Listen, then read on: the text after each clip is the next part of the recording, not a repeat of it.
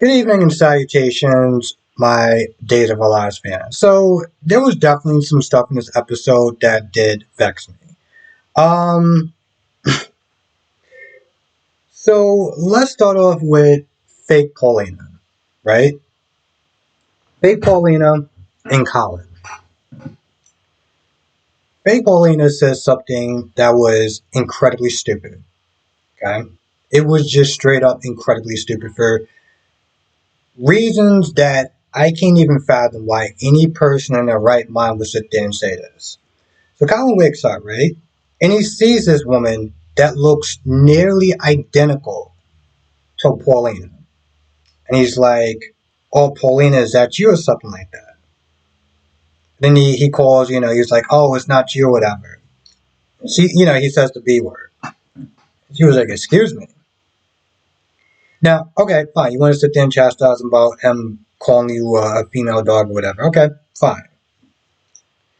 But then she's like, "So what are you sitting there saying? All black women look alike?" And I'm like, kind of stupid ass comment is that? I was like, seriously, I was like, what kind of dumbass comment is that? First of all, this guy looks like he is out of it. He's probably been on God knows how many pain meds or whatever. He wakes up and he sees somebody that, well, let's be honest, resembles somebody else. And that's the first thing that comes out of your ignorant mouth. It was so stupid that I actually had to sit there and made a specific circle on that because I'm just like, no, don't do that. Don't go there. But then she starts chastising them, and I'm like, okay, well, um, I couldn't tell if she was just like some sort of fangirl of Abe, or she was just like, hey, what you did was wrong or whatever. But she was like, you're a very terrible person, yada yada yada. Then she started getting all preachy about, well, if you repent, this, that, and the third, you can sit there and go to heaven. And I was like, oh God, okay, here we go with this. So we had that going on, right? And then the next scene with her, she is talking to Abe. And this is where things get a little WTF, right? Because Abe finally woke up, Chanel was still feeling guilty about him being in that bed because of what happened to her with that professor, which wasn't her fault. Let's just be very clear about that. That was on that dude. But she felt guilty. He woke up, and now he has amnesia. Can't remember anything. Can't remember Chanel. Can't remember Paulina.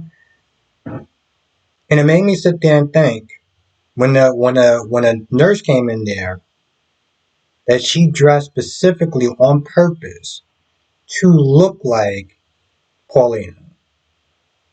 She dressed specifically like that to look like Paulina. And that was something else that was just so acidine what she said. It was like, bro, you look just like her.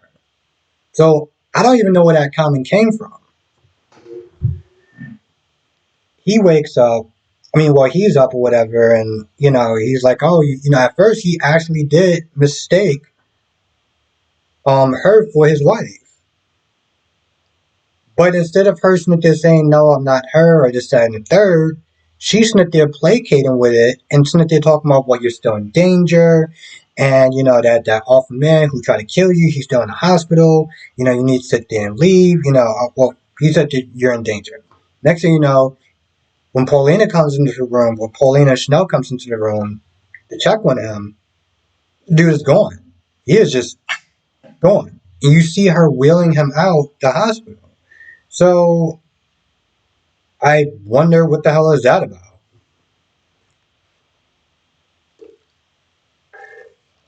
Now, it could be interesting. Of course, she did actually start off on a wrong foot with me, so I guess time will tell.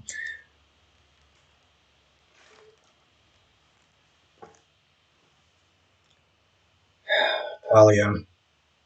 Talia is like the gift that just keeps on giving in the worst possible way. So Jada comes in there, and Jada, talks about Abe and how he's going to be okay. And you know what comes out of this dumb chick's mouth? Well, I'm so glad that Colin will be going away for murder. What the?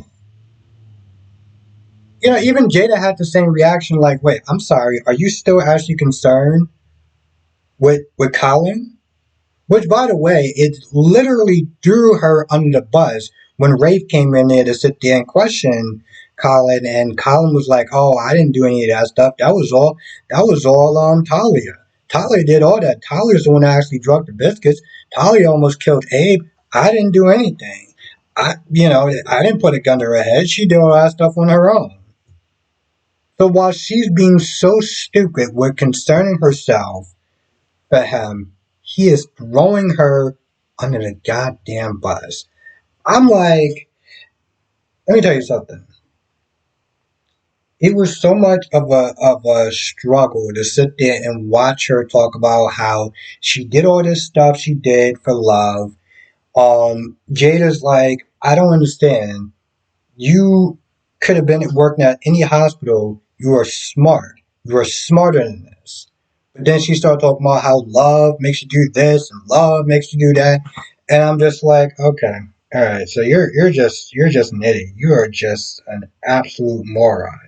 And then Jada's like, when she was meant to talk about how you got upset sometimes, and Jada's like, did he hit you? She's like, no.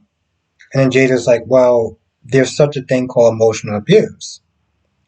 This is where I had to sit there and look at this and be like, no. Because even Tolly was like, no, I knew exactly what I was doing. I kept coming back there to be with this person to do this stuff. So I'm not even going to sit there and put that on the table like, yep. Because this is what we're not going to do. Okay. What we're not going to do is we're not going to sit there and pretend that this woman isn't a grown ass woman who knowingly did all these god awful things to people that were genuinely nice to her because of some sort of emotional abuse. Because that wasn't the case. Okay? This was a case of, and I don't even understand why he actually threw that out there. Because I feel like in a lot of ways, um, it's actually an insult to people who actually have been emotionally abused. Because this is a situation of manipulation, plain and simple. But I guess she threw out that possibility to save her sister, which again is an insult to people that actually have been emotionally abused. It's just straight and simple manipulation. Your sister's an idiot, who clearly has low self esteem in herself and was stupid enough to do everything that this guy told her to do because, well, she's an idiot. That's just the bottom line. She's easily manipulated. She knew what those people, how those people were. She saw the kindness in them, but she chose to sit there and listen to um, a human piece of pig feces. So yeah. Now we got Anna and Nicole, and this was another scene that just started to annoy me because it was like, Anna's sitting there asking like, well, who do you love? Who do you want to be with? And she's getting all like, I don't know, and woe is me, and it was so like, I felt nothing for Nicole. I felt absolutely nothing for Nicole because the truth of the matter is, when EJ gave her an option of being honest, she chose to sit there and lie. She chose to sit there and lie. And she's choosing to sit there and lie now because she knows she wants to be with Eric because at the end of the day, she's going to sit there and pick Eric, even though that their relationship never really works out too long. But she's going to sit there and keep banging her head against a brick wall because, I don't know, I guess that's what the fans want or something. I have no idea. So you got that going on. She does want to meet Sloan for, to sample. With Sloan, you know, finally got caught by Eric, and Eric was like, "Yeah, I talked to Marlena. There was no outbreak. So tell me the truth and be honest." And she does. She spills the beans on all of it, all of it. Now, towards the end, Eric goes to confront Nicole, who is just about to leave the house to see Sloan, and she opens the door, and it's Eric. So, and if you saw the previews, you know that eventually EG finds out, and he's not too happy. And of course, she's going to do her whole doe-eyed, tear, crying, woe is me crap. So, that should be a lot of fun to sit there and watch. I know, here's the thing. I know in these soap operas, this is supposed to play a lot of more of an emotional aspect than a logical aspect. It just is very difficult for me to have an ounce of empathy towards her when it's like she has so many chances to be honest and get out of the situation. And the only thing that she managed to wind up doing was causing more stress on herself and putting herself in more of a stupid situation than she really needed to be. So I know that that's the point of the show, but it's very hard for me to actually have any sort of sympathy um, for her. Just like it's very difficult to have sympathy towards Talia because Talia wasn't. It wasn't a situation of abuse. This was a situation of manipulation because she's an idiot. So it's seeing her cry and seeing her all upset and everything like that. It's like, yep, I'm still feeling nothing from the scene. Um, Now Rafe had a cop with him, and I guess Colin went to go. I mean, the cop went to go untie Colin. I don't know. Maybe this dude was like Jet Li or something like that because Rafe came to sit there and get him. The cop was like, "Oh yeah, well, I went to go, I went to go sit there and free him or whatever, or went to go and do something, and he got the best of me." I'm like, there's so much wrong in that sentence. I was like, there's so much wrong in that whole situation. Um, and the thing is, it's not like it's not impossible, but on what level do you think that this was going to go wrong? To sit there and send one person.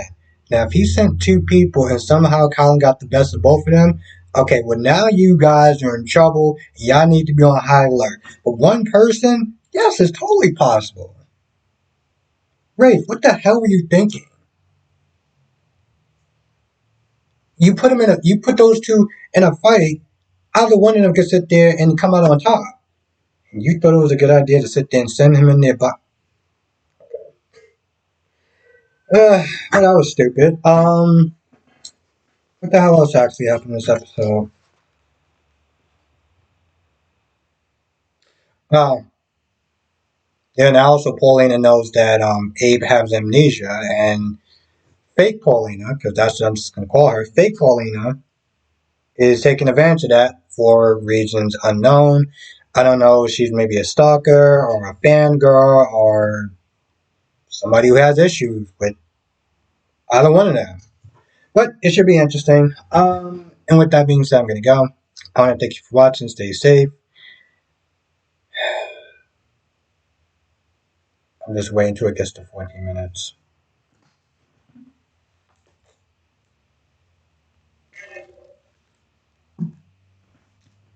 Also, if I missed anything, we'll sit there and talk about it tonight, 8 p.m. Eastern, 5 p.m. Pacific, and we'll get into all of it, Days of Our Lives, General Hospital, Bold and the Beautiful, and Young and the Restless. Thank you for watching, and hopefully I'll see you later tonight.